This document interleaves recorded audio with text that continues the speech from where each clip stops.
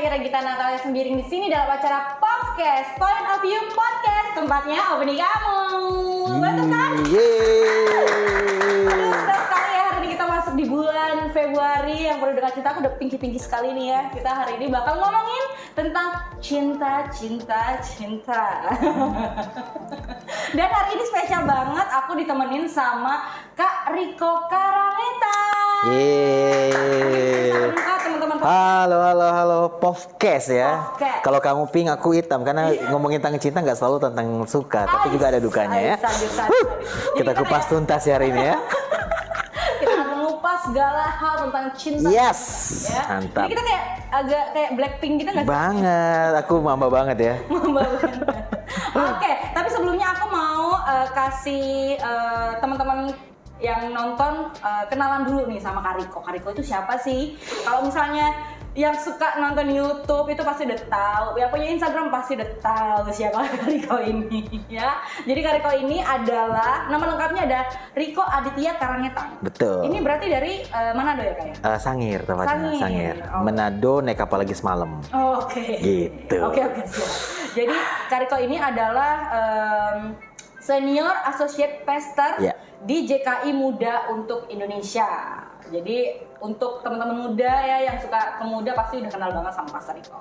Jadi Pastor Riko juga dari 2013 sampai 2016 pas jadi pastoral tim di JKI Generasi Baru. Ini masih sama muda? Beda. Oh, beda lagi. Terus sekarang wakil gembala di JKI Muda. Pembawa firman di live channel program Biji Sesawi. Wah, ini berarti udah sering banget ikut-ikut konten ya. Jadi seluruh netizen Indonesia pasti udah kenal sekali ya. Terus mengisi khotbah juga di aplikasi streaming Revivo. Dan jadi kontributor konten Pijar TV. Dan terakhir kontributor konten di GoPlay juga kan? Yes. Ya, jadi konten creator juga ya Kak Riko ini. Oke, karena hari ini kita temanya Love Hunter nih Kak Riko. Para pencari cinta. Rapatkan barisan ya. Oke, Kak, aku langsung pertanyaan-pertanyaan nih. Boleh. Biasanya kenapa seseorang membutuhkan seseorang lain untuk menjadi pasangannya atau jadi sesuatu yang jadi seseorang yang dibutuhkan gitu. Kalau dari Kak Riko sendiri? Jadi kayaknya dia nggak cukup dengan dirinya sendiri, Nggak cukup gitu dengan ya. dirinya sendiri. Jadi perlu orang lain supaya dia merasa fun, merasa utuh, merasa penuh, kayak gitu kurang lebih ya. Nah, kalau ditanya kenapa? Karena memang kebutuhan manusia sebenarnya. Jadi apalagi zaman teknologi sekarang, kalau teman-teman perhatikan, kita itu ada di dalam generasi yang orangnya kadang ya kalau perhatikan ya entah di tongkrongan atau di mana lah kalau kalian lihat ada wujudnya ada tapi kehadirannya nggak dirasa. Iya sih. Jadi ada sih orangnya tapi kayak aku nggak merasakan kehadiran lu. Kenapa? Karena memang kesibukan. Sudah pakai gadget lah. Terus kadang atensi atau intensitas untuk memperhatikan orang itu berkurang. Jadi apalagi di rumah, misalnya di rumah itu papa mamanya juga mungkin sudah sibuk kerja. Papa mamanya atau adik kakaknya juga mungkin tidak begitu intens untuk memperhatikan. Makanya kebutuhan untuk area kesepian itu terisi itu sangat normal sebenarnya. Sangat normal. Nah, makanya kita sebagai orang percaya nih kan. Ini kita ngomongin rohani kan. Oh, rohani kita ini ya. Jadi sebagai orang percaya apalagi kalau mau pacaran, kita jangan sampai kita pacaran karena kesepian. Tapi pacaranlah karena kesiapan. Ya, gitu ya. Tapi benar Kak, soal kesepian ini? Kenapa? Karena banyak orang menganggap ya sebenarnya kesepian itu kan tidak bisa kita hindari dong. Benar. Iya kan? Maksudnya itu adalah perasaan needs. Dan juga needs kan. Yes, gitu. Dan berarti salah ya ketika seseorang dia merasa kesepian dan dia mencari solusinya, mencari pacar itu salah berarti. Nah, salah besar sebenarnya karena pasangan kita pun itu nggak sempurna sebenarnya. Orang yang kita pikir dia akan mengisi kesepian kita, one day pasti akan berubah. Karena kan manusia kompleks. Mungkin di beberapa waktu dia bisa mengisi area kesepian kamu. Beberapa waktu ya. Betul. Apalagi pas waktu PDKT. seru sekali. Ya PDKT dia bisa jemput kamu, dia bisa mungkin pas Valentine dia bisa kasih apa bunga bank lagi kan. Dia bisa kasih bunga, dia bisa kasih coklat, dia bisa kasih apapun. Tapi kan namanya manusia kompleks, ada waktu-waktu tertentu kita akan masuk ke satu fase ini, yaitu familiarity atau kalau aku sering bilang honeymoon period. Honeymoon period. Dimana kalau fase honeymoon kan kalau orang sudah menikah, honeymoon itu kan bulan madu kan indah sekali ya. Tapi nggak berapa lama honeymoon kan. Sama juga dalam pacaran, dalam pertemanan pun demikian. Ada namanya honeymoon period. Awal-awalnya indah, tapi lama-lama udah bosan. Dan pada akhirnya kita bisa melihat kelemahannya. Nah makanya kenapa dengan kita mencari pacar karena mengisi kesepian itu sebuah kesalahan sebenarnya. Ya, atau misalnya gini, teman-teman mungkin mengawalnya dengan itu, belum terlambat. Belum terlambat. Tapi kalau kita mau punya pacar karena mengisi kesepian, itu sebuah kesalahan.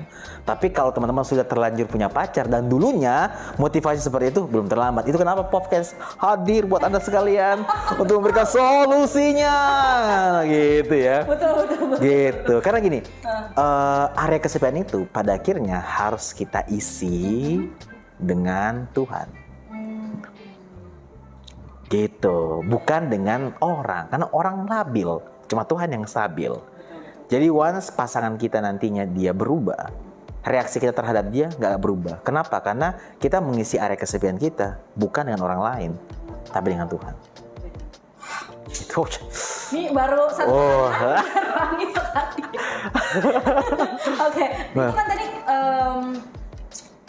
karena kesepian. Iya. Oke, untuk kesepian berarti tadi jawabannya adalah sebenarnya ya itu sebenarnya cuma bisa diisi sama Tuhan. Ketika manusia kita nggak akan selalu kecewa. Nah, kalau misalnya ada orang yang mau pacaran tapi karena butuh validasi kan. Iya. Kayaknya kalau gue punya pacar gue apalagi kaya misalnya ganteng itu memvalidasi hidup gue bahagia dan lain-lain. Kalau menurut Karika gimana? Nah, kembali lagi asik. Tadi kita pikir karena ini seperti inilah podcast ini kan point of view kan, karena setiap orang tuh punya cara berpikir yang mereka pikir itu adalah sebuah kebenaran. Jadi mungkin karena dia tidak tahu kebenaran, jadi apapun yang muncul dalam pikirannya atau apapun yang dunia coba sampaikan tentang misalnya opini tentang pacaran ini dia pikir sebagai kebenaran. Makanya kalau teman-teman perhatikan, kalau misalnya kita habis putus cinta, biasanya buru-buru cari pacar baru. Karena kita berpikir pacar baru bisa menyembuhkan luka kita. Itu kan yang kebangun. Itu kenapa ada beberapa orang yang nggak betah jomblo, nggak betah putus cinta, segera download tuh aplikasi dating apps ya. Download karena dia pikir dengan orang baru bisa menyembuhkan luka lama. Mengisi kekosongan. Padahal pasangan kita pun yang baru adalah ciptaan. Kita kan ciptaan nggak bisa sembuhkan ciptaan. Hanya pencipta yang bisa sembuhkan ciptaan. Jadi beralasan sekali kalau kamu tanya bahwa kok ada orang di luar sana yang cari validasi. Emang demikian, karena memang mungkin dia belum tahu kebenarannya. Nah, untuk itu kembali lagi podcast hadir buat saudara-saudara sekalian supaya kita menyadari bahwa ketika kita lagi sendiri atau kalau aku sering bilang gini, jomblo itu bukan musibah. Jomblo itu anugerah. Kenapa? Karena di momen itulah kita mengisi kesepian kita, bukan dengan orang lain. Kita nggak mencari status atau orang lain sebagai validasi untuk mengisi keutuhan kita. No, di masa jomblo lah kita katakan, Christ is enough for me. Tuhan cukup buatku. Gitu. Jadi beralasan kalau ada orang berpikir demikian. Tapi itulah kenapa kita harus itu bukan lagi dari perasaan, tapi dari kebenaran. Karena kalau diperhatikan juga, kalau kembali lagi kepada Alkitab ya, waktu Adam pertama kali diciptakan sebelum Hawa diciptakan, Adam itu nggak fokus cari pasangan. Dia fokus mengerjakan panggilan. Ngasih nama binatang. Iya. Dia fokus sama apa yang Tuhan perintahkan, dia mengusahakan, dan waktu dia tertidur. Nah gitu. Tuhan kasih pasangan buat dia. Jadinya waktu dia lagi rest, waktu dia udah nggak membutuhkan atau dia nggak mencari validasi untuk mengisi keutuhannya dia, justru dia dikatakan siap untuk menemukannya. Sama juga dengan kita. Waktu kalau orang tanya, Kak, kapan sih kita siap untuk pacaran? Ya, yang waktu kamu udah nggak membutuhkan status pacaran. Iya. Jawab nih pertanyaan. Oh ada ya? Oh ada ya pertanyaannya? Oke. Tapi sebelumnya kan kita mau nonton dulu. Oh ada ya? Oh ada ya? Waduh seru banget. Kita kita sempat ada wawancara juga Siap. ke teman-teman kita yang lagi pacaran dan nggak lagi pacaran. Oke. Kita tontonin dulu fotonya. Siap.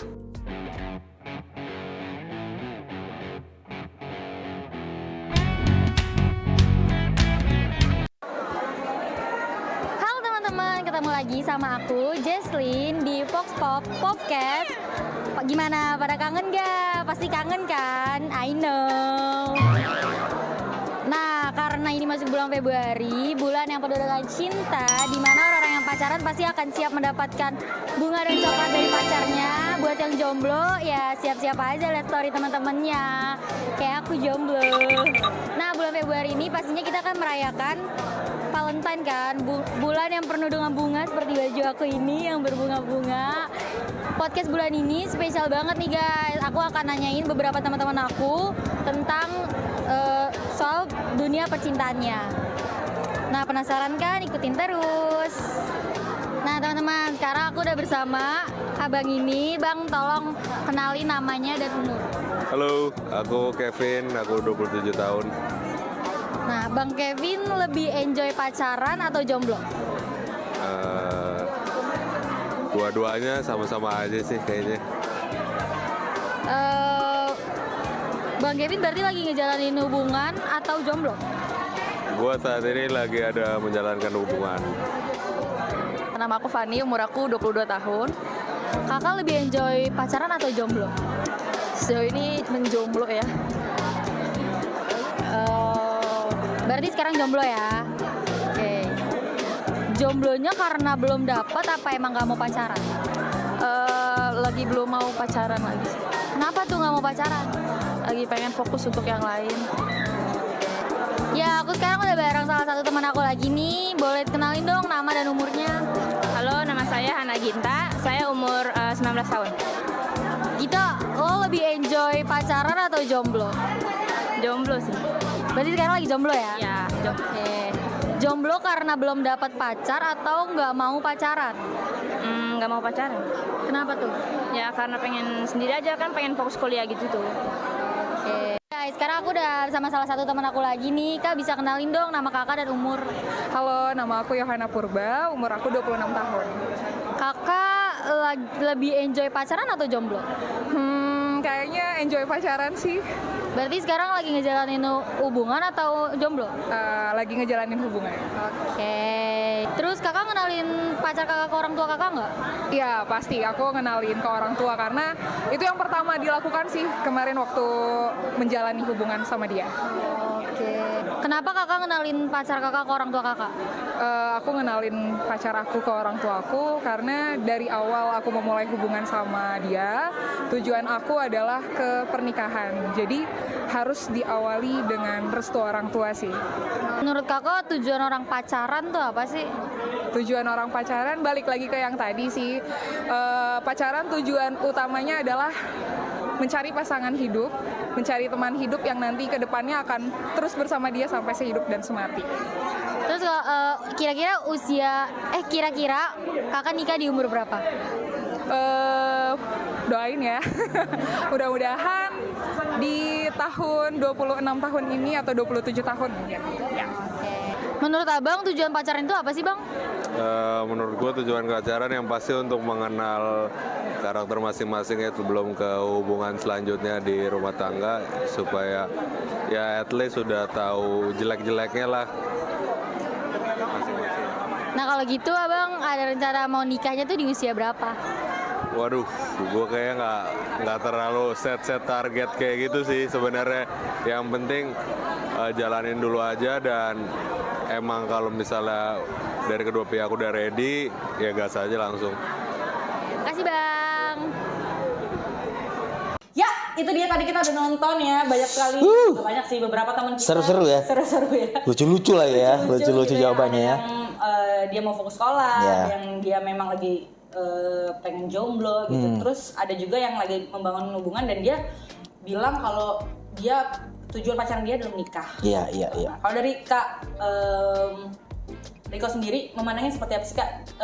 Banyak anak muda yang ngerasa dia oke, ini gue saatnya gue untuk berpacaran dan untuk pernikahan gitu. Nah, kalau dari Kak Riko sendiri, sebenarnya kapan sih, kalau tadi udah disinggung sedikit ya, kapan sih waktu yang tepat kita untuk berpacaran atau menikah gitu ya, dan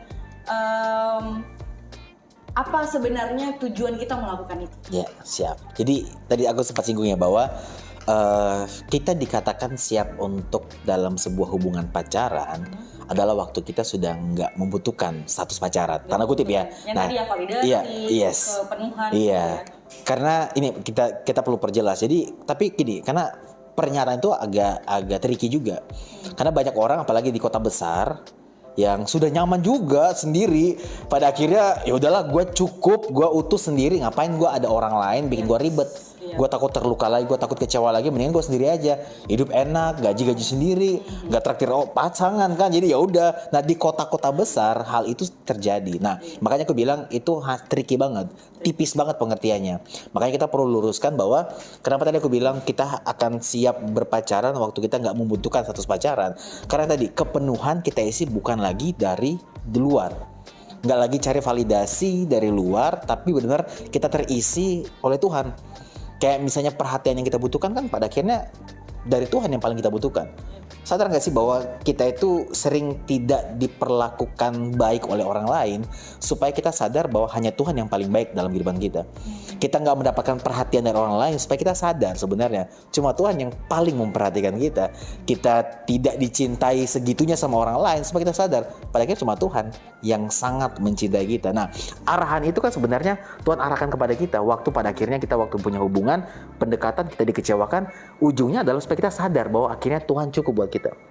Makanya kalau kita mau berpacaran, pastikan kita penuh akan Tuhan.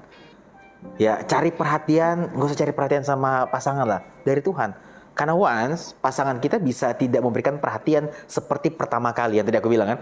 Di pertama kali, wah jemput terus. Bisa-bisa kedepannya berubah hal itu.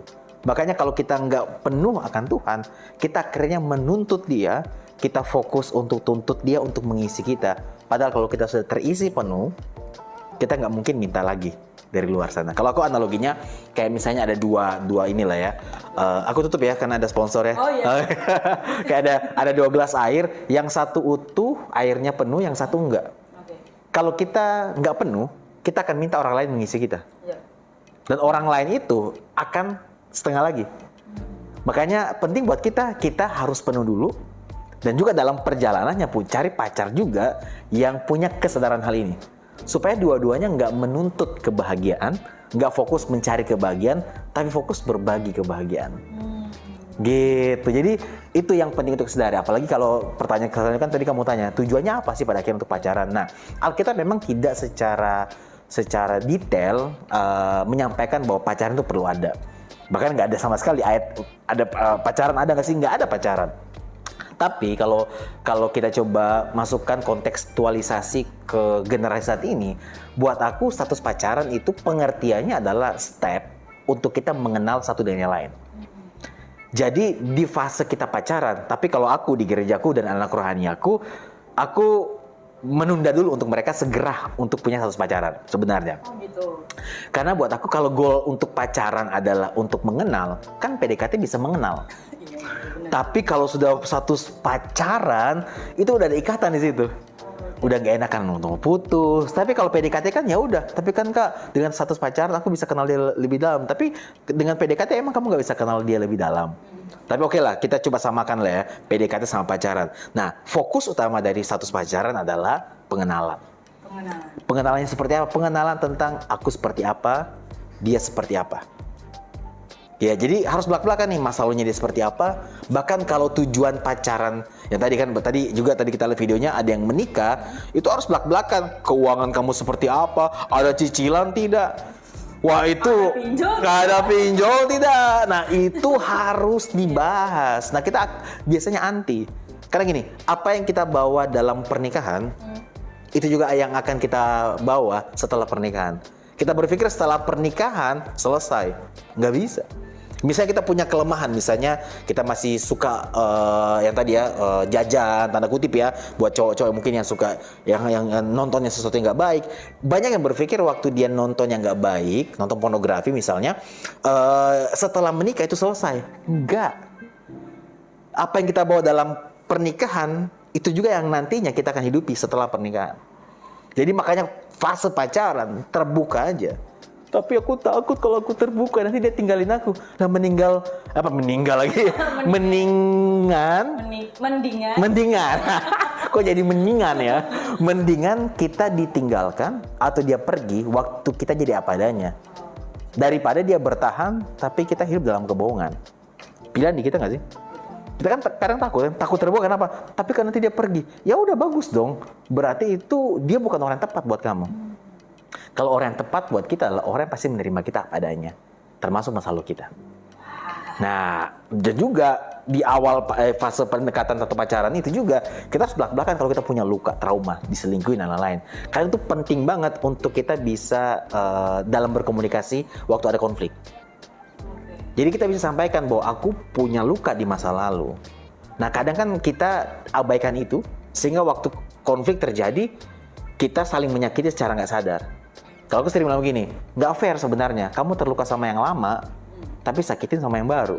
Ya nggak sih? Iya. Lukanya sama mantan yang dulu, tapi pas pacar baru kita sakitin. Makanya itu terbuka di awal itu penting. Kasih tau aja, aku lagi berproses ya. Karena aku punya luka di area ini. Aku punya trust issue. Yep. Nah itu penting. Makanya fokus dari pacaran adalah satu, pengenalan. Makanya jangan buru-buru nikah dulu. Yang buru-buru nikah karena orang yang prepare aja bermasalah dalam pernikahannya, apalagi kita nggak prepare. Makanya fase pacaran itu fase di mana harus belak-belakan, keterbukaan ada di sana. Oke, gitu. Gimana? Terserah kan. Jadi kalau misalnya aku urutin ya, tadi kan di awal Love Hunter memang orang-orang yang memang dia mencari pacar untuk validasi, dan jadi kita udah tahu nih teman-teman bahwa sebenarnya justru mencari maksudnya pasangan kita itu bukan untuk memuaskan validasi atau kesepian kita, tapi justru bisa berbagi, apa tadi bahasanya Kak? Tidak mencari tapi berbagi kebahagiaan, tidak mencari kebahagiaan tapi berbagi. Ya, terus sekarang ketika memang udah dalam hubungan dan mau ke pernikahan, ini memang part yang sangat-sangat krusial ya Kak ya? Banget. Bahkan gitu. bahkan gini, bahkan ada orang-orang yang pacaran lama, apalagi udah pacaran lama, menikah gara-gara kau udah pacaran lama. Makanya harus ditanya, kamu sayang sama orangnya atau sayang sama lamanya? Itu kenangannya gitu. Sudah berliku-liku Liku-liku. Bisa ditinggalkan ini. Banget. Nah, aku ada tips sebenarnya ini buat teman-teman yang masih pacaran. Aku di gereja aku juga di Muda, kita tekankan hal inilah ini. Jadi gini, waktu pacaran posisinya itu kalau posisinya itu kita harus berhadap-hadapan. Kayak ini dia, ini kamu. Bawa dia ini ke orang terdekat kamu. Kenapa? Karena waktu pacaran biasanya logika nggak main. Perasaan yang dominan. Wah, mau diomongin apapun enggak. Dia baik kok. Iya, security juga oke. Maksudnya baik juga. Maksudnya kalau cuma baik ya, baiknya seperti apa dulu. Jadi kita harus bawa dia ke lingkungan kita, keluarga kita, orang tua kita, orang terdekat kita, mentor kita, pendeta kita. Tujuannya adalah apa? Supaya orang-orang di sekeliling kita bisa melihat, kasih pandangan. Karena waktu pacaran buka mata, buka telinga. Nah, berbeda konteksnya waktu sudah menikah. Kalau sudah menikah, you and me against the world. Nggak bisa. Itu udah pilihan kamu, ini one way ticket. Orang ngomong apa ke pasangan kamu harus sebaliknya. Kamu tutup mata, tutup telinga, kamu sudah milih dia. Tapi berbeda waktu masih pacaran, buka mata, buka telinga. Cuma sepacaran, biasanya orang udah tutup mata, tutup telinga. Logika udah nggak main. Perasaan yang dominan. Makanya itu. Jadi, waktu pacaran, bawa pasangan kamu untuk lebih dekat lagi, untuk mengenal kamu dan juga orang terdekat dengan kamu. Dan terbuka mata dan telinga kamu untuk masukan dari orang lain. Gitu. Tinggal konfirmasi aja. Bisa dibilang kan, tahu nggak sih, dia itu kan mantannya ini. Terus dia ini jahat, konfirmasi aja. Kata si ini, kamu gini ya. Iya, aku dulu seperti itu. Tapi aku sudah berubah semenjak ketemu kamu. Sedap. Gitu. Iya, ya itu adalah tips ya. Jangan sampai pacarnya cuma berduaan. Iya, waduh, ya aku percaya. Nggak boleh ke kos, ada setan-setan kos itu. Aduh, bahaya. Benar. Oke, Kak, tapi ini kita coba masuk lebih dalam lagi. Ini tadi Kakak bilang pacaran memang tempat yang memang kita harus krusial sekali untuk bisa memasuki ke pernikahan. Tapi sebenarnya untuk orang-orang yang mungkin saat ini sedang merencanakan, dia udah punya hubungan, mungkin nggak lama lah, atau seberapa lama mungkin dia mau merencanakan untuk pernikahan. Nah, mau nanya Kak, ini sebenarnya kalau dari firman Tuhan sendiri melihatnya seperti apa sih Kak untuk mungkin anak-anak muda di luar sana yang kayaknya mereka gila kayaknya pernikahan tuh ini goals banget ya, menikah di usia muda dan segala macam. Nah, kalau dari Kak Riko sendiri mungkin ada pandangan tersendiri nggak? Banyak anak muda yang melihat pernikahan tuh benar-benar sesuatu yang kayak, kalau aku ya Kak, itu kayak life goals. Iya, kayak banyak yang pengen kayaknya enak ya udah punya istri, udah punya suami umur segini dan bla bla bla. Tapi kalau maksudnya pernikahan kan nggak cuma sekedar itu gitu. Nah, kalau dari Kak Riko sendiri, sebenarnya firman Tuhan tuh melihat pernikahan seperti apa ya? Tampaknya enak ya, tampaknya lihat di sosial media seru.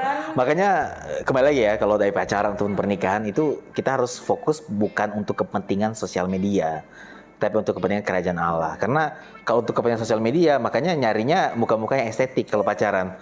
Kak, aku putus kenapa? Bukannya yang estetik, gimana tuh mukanya yang estetik tuh?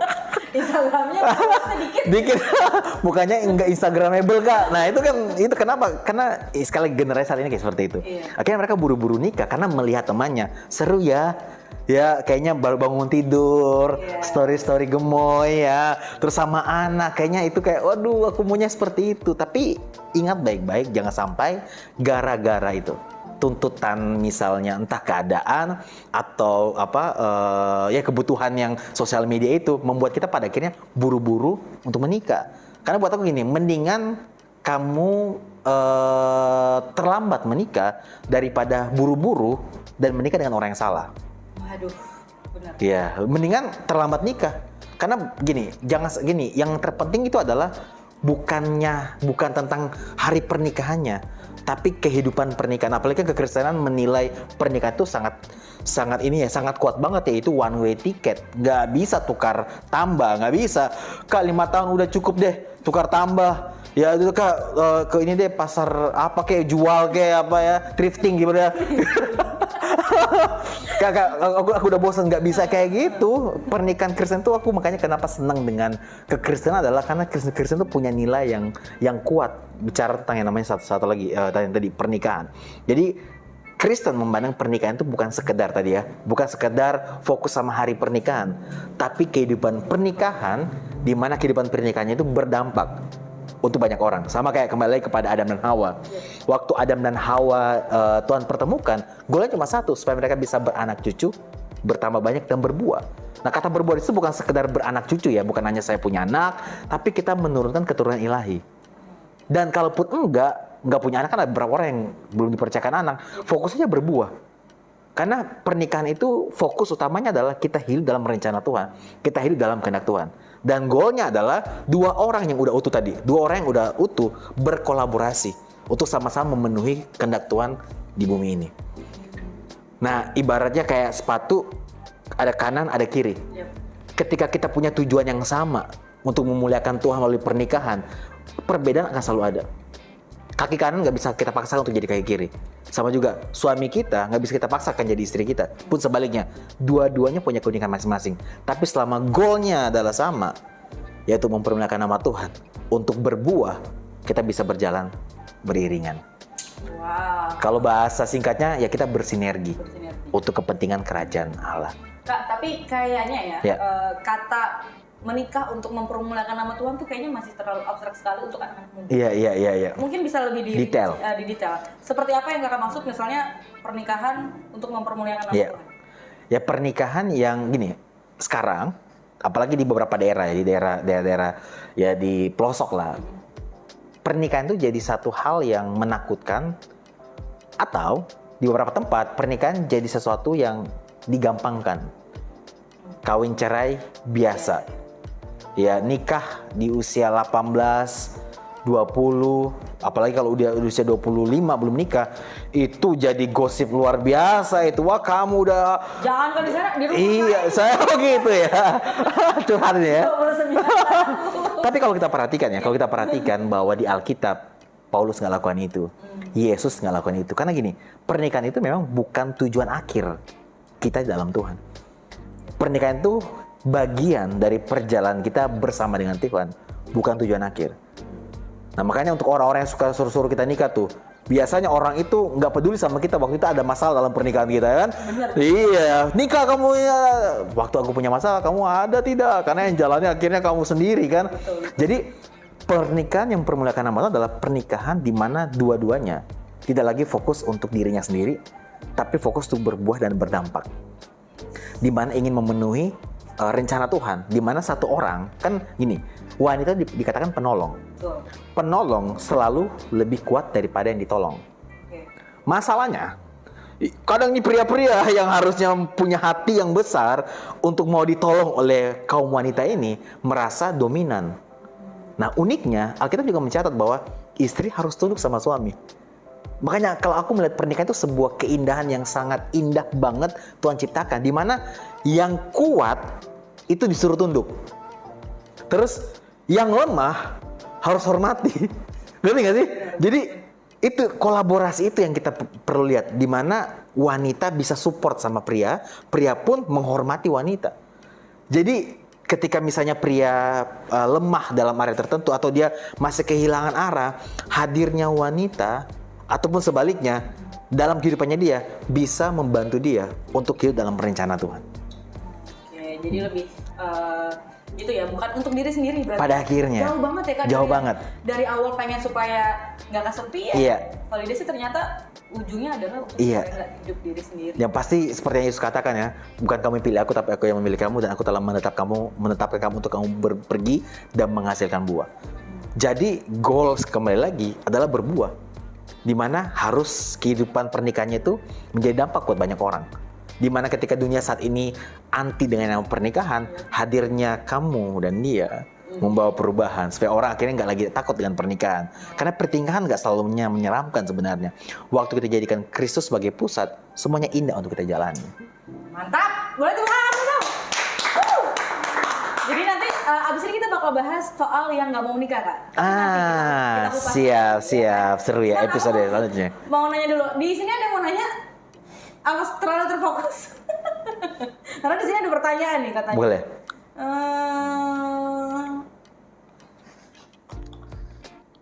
Oh nggak ada deh ternyata kan. Tapi beneran di sini ada yang mau nanya? Nggak ada ya? Aduh banyak banget nih, ayo dong kamu nanya. Kalau misalnya kamu mau nanya, langsung aja boleh langsung ditulis di kolom komentar ya. Nanti dijawabnya sama Kariko di DM. Iya. Oke, Kariko terima kasih banyak. Siap. Ini cukup membuka apa ya pemikiran kita sekali untuk misalnya teman-teman yang saat ini mungkin sedang mencari pasangan atau bahkan sedang menjalin hubungan dan mau ke pernikahan. Ini penting banget nih teman-teman bahwa tujuan menikah itu apa sih? Jangan sampai kita cuma pengen nikah gara-gara lihat instastory teman kita yang udah menikah gitu kan ya.